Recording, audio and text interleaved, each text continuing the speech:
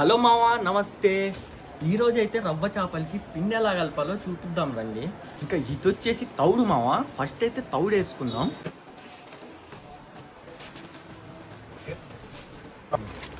ఇంకా సెకండ్ వచ్చేసి గోధుమ పిండి. దీన్ని అయితే మొత్తం వేసేసుకుందాం.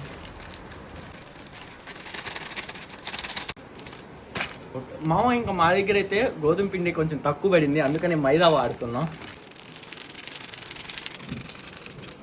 ఇప్పుడు ఇందులో ఒక గడ్డ బెల్లం పాకం వేసుకుంటున్నాం.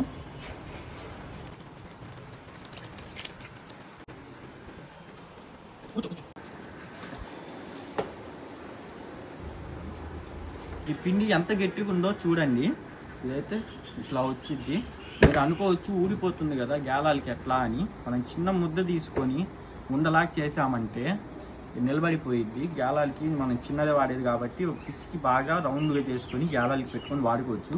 దీంతో ఎలా చేపలు పడతామో నెక్స్ట్ వీడియోలో చూపిస్తా.